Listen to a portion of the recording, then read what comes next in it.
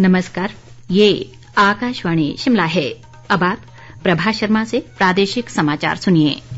आज के मुख्य समाचार। प्रदेश विधानसभा का बजट सत्र 23 फरवरी से शिमला में, तैयारियां जोरों पर। प्रदेश सरकार नर्सरी और प्री नर्सरी कक्षाओं के लिए भर्ती करेगी एनटीटी अध्यापक। विधानसभा अध्यक्ष विपिन सिंह परमार ने कहा, प्रदेश के विकास के लिए सरकार के पास धन की कोई कमी नहीं। और मौसम विभाग का कल प्रदेश में भारी बर्फबारी और वर्षा का येलो अलर्ट। अब समाचार विस्तार से। प्रदेश विधानसभा के 23 फरवरी से शिमला में आरंभ होने जा रहे बजट सत्र के लिए तैयारियां जोरों पर है। बजट सत्र को देखते हुए स्थानीय प्रशासन सुरक्षा के पुख्ता प्रबंध करने में जुटा है और विधानसभा परिसर को अभी से ही पुलिस छावनी में तब्दील कर दिया गया है। चुनावी वर्ष होने के चलते इस बार विधानसभा के बजट सत्र के हंगामेदार रहने की उम्मीद है। साथ ही विधानसभा के बाहर भी इस बार विभिन्न कर्मचारी और राजनीतिक संगठन सक्रिय रहेंगे। कई संगठनों ने अपनी अपनी मांगों को लेकर अभी से विधानसभा के बाहर धरने प्रदर्शन और घेराव का ऐलान कर दिया है। 15 मार्च तक चलने वाले बजट सत्र में कुल 16 बैठकें होंगी। मुख्यमंत्री जयराम ठाकुर 4 मार्च को विधानसभा में राज्य का वर्ष 2022-23 का आम बजट पेश करेंगे। शिक्षा मंत्री गोविंद ठाकुर ने कहा है कि नर्सरी व प्री नर्सरी कक्षाओं के लिए सरकार एनटीटी अध्यापकों की नियुक्ति करेगी। इसकी प्रक्रिया पूरी की जा रही है। गोविंद ठाकुर आज बंजार विधानसभा क्षेत्र के पुजाली में स्कूल भवन के लोकार्पण के मौके पर बोल रहे थे। उन्होंने कहा कि प्रदेश सरकार नई शिक्षा नीति को अक्षरशः लागू कर रही है और अब बच्चे सरकारी स्कूलों में दाखिला लेने के लिए प्रोत्साहित होंगे। उन्होंने कहा कि बीते 4 सालों में बंजार विधानसभा क्षेत्र में जलापूर्ति योजनाओं पर 82 करोड़ रुपए खर्च किए गए हैं। इसके अलावा 101 करोड़ की 26 सड़क योजनाएं निर्माणाधीन हैं। उन्होंने स्थानीय विधायक सुरेंद्र शौरी के साथ इस मौके जन समस्याएं भी सुनी। उद्योग मंत्री बिक्रम ठाकुर ने कहा है कि महिला परिवार के साथ साथ समाज की भी रीढ़ है, इसलिए समाज की मजबूती के लिए महिलाओं का स्वावलंबी होना जरूरी है। बिक्रम ठाकुर आज जसवां परागपुर की मनियाला पंचायत के कठियाड़ा गांव में 15 महिला मंडलों को 5 लाख रुपए की वस्तुएं वितरित करने के मौके पर बोल रहे थे। उन्होंने कहा कि जयराम सरकार ने महिलाओं को सशक्त बनाने के लिए प्रभावी प्रयास किए हैं। उद्योग मंत्री ने कहा कि प्रदेश में महिलाओं और बेटियों को ध्यान में रखते हुए कई योजनाएं सरकार ने आरंभ की हैं। उन्होंने महिलाओं के उत्थान और समाज कल्याण के लिए महिला मंडलों को हर संभव सहयोग का आश्वासन दिया। ऊर्जा मंत्री सुखराम चौधरी ने आज शिमला स्थित भाजपा मुख्यालय दीपकमल में जन समस्याएं सुनी। भाजपा प्रवक्ता ने बताया कि इस दौरान ऊर्जा मंत्री से 4 प्रतिनिधिमंडल और 78 लोग मिले। सुखराम चौधरी से अधिकांश लोगों ने उनके विभाग से संबंधित समस्याओं को उठाया। इनमें से अधिकांश का मौके पर ही निपटारा कर दिया गया। कई लोगों ने बिजली की लाइनें तब्दील करने और पदोन्नति तथा बदलियों से संबंधित मामले भी उठाए।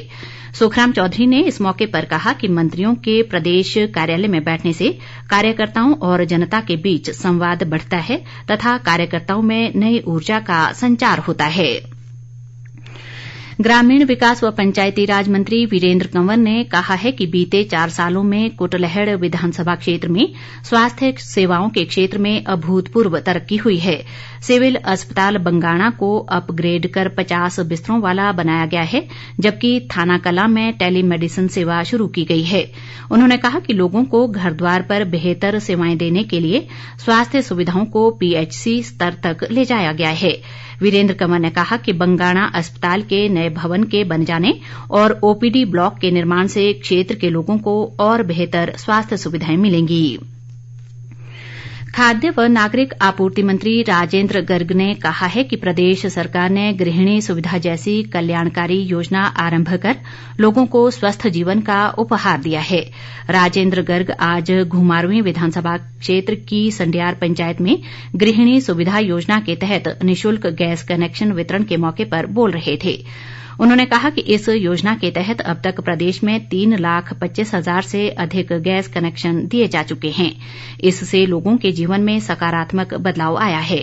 उन्होंने कहा कि सरकार ने पूरी क्षमता के साथ विकास कार्य किए हैं और कोरोना के बावजूद विकास में ठहराव नहीं आने दिया है।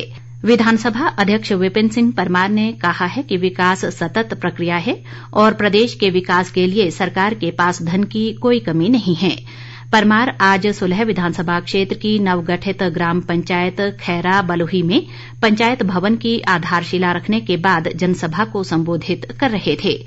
उन्होंने कहा कि 15वें वित्त आयोग ने कांगड़ा जिला की पंचायतों में विकास कार्यों के लिए 104 करोड़ रुपए की किश्त जारी की है, जिसमें से 11 करोड़ रुपए सुलह विधानसभा क्षेत्र में खर्च किए जा रहे हैं।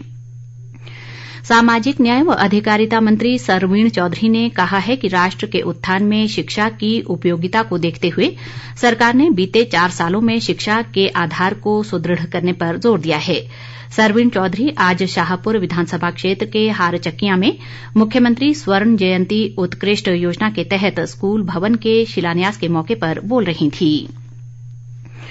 आकाशवाणी शिमला के क्षेत्रीय समाचार एकांश द्वारा प्रत्येक सोमवार को अमृत महोत्सव क्विज आकाशवाणी समाचार के साथ कार्यक्रम शुरू किया गया है। आजादी का अमृत महोत्सव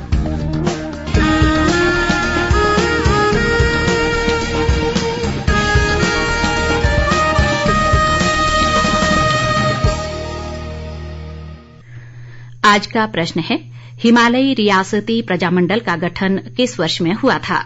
आप अपना जवाब हमें इस बुलेटिन के समाप्त होते ही हमारी ईमेल adnewzshimla@gmail.com पर भेज सकते हैं। जवाब देते समय श्रोता अपना स्थान, मोबाइल नंबर और फोटो भी साथ भेजें। ईमेल पर सबसे पहले जवाब देने वाले 10 श्रोताओं में से लकी ड्रॉ के माध्यम से विजेता का चयन किया जाएगा। विजेता का नाम कल शाम इसी समय समाचार बुलेटिन में प्रसारित होगा। पुरस्कारों के लिए सहयोग दे रहे हैं हिम ऊर्जा हिमाचल प्रदेश। चलो अब अक्षय ऊर्जा अपनाएं, अपने प्रदेश को आगे बढ़ाएं।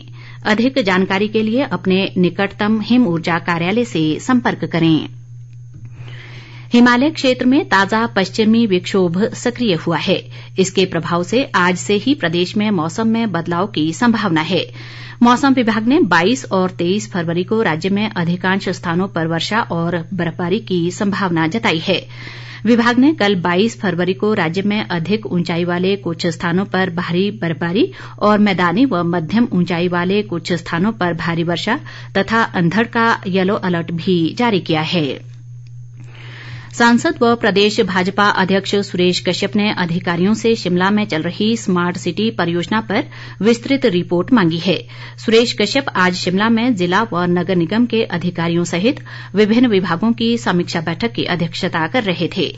सुरेश कश्यप ने कहा कि शिमला स्मार्ट सिटी के तहत अभी तक 315 करोड़ रुपए प्राप्त हो चुके हैं। इनमें से 213 करोड़ रुपए खर्च कर 34 प्रोजेक्ट पूरे कर लिए गए हैं।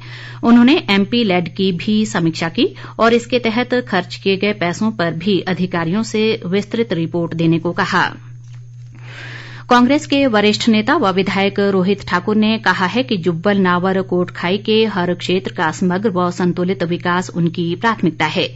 रोहित ठाकुर आज थ्रोला पंचायत में जन आभार व विधायक जनता के द्वार कार्यक्रम के मौके पर बोल रहे थे। उन्होंने कहा कि जुब्बल कोटखाई में सेब उत्पादन के साथ साथ पर्यटन की अपार संभावनाएं हैं। इसे देखते हुए सड़क निर्माण को प्राथमिकता दी जा रही है। रोहित ठाकुर ने कहा कि थरोला सहित इस क्षेत्र की 25 पंचायतों के लिए पेयजल योजना का कार्य आवंटित कर दिया गया है। प्रदेश महिला कांग्रेस ने आज शिमला में लड़की हूं लड़ सकती हूं अभियान शुरू किया। इस मौके पर महिला कांग्रेस ने चौड़ा मैदान से पार्टी कार्यालय तक रैली निकाली और महिलाओं के समर्थन में नारेबाजी की। महिला कांग्रेस अध्यक्ष जैनब चंदेल ने इस मौके पर कहा कि भाजपा शासनकाल में महिलाओं पर अत्याचार बढ़े हैं। अंत में मुख्य समाचार एक बार फिर। प्रदेश विधानसभा का बजट सत्र 23 फरवरी से शिमला में, तैयारियां जोरों पर। प्रदेश सरकार नर्सरी और प्री नर्सरी कक्षाओं के लिए भर्ती करेगी एनटीटी अध्यापक। विधानसभा अध्यक्ष विपिन सिंह परमार ने कहा, प्रदेश के विकास के लिए सरकार के पास धन की कोई कमी नहीं। और मौसम विभाग का कल प्रदेश में भारी बर्फबारी और वर्षा का येलो अलर्ट। इसी के साथ ये समाचार बुलेटिन समाप्त हुआ। नमस्कार।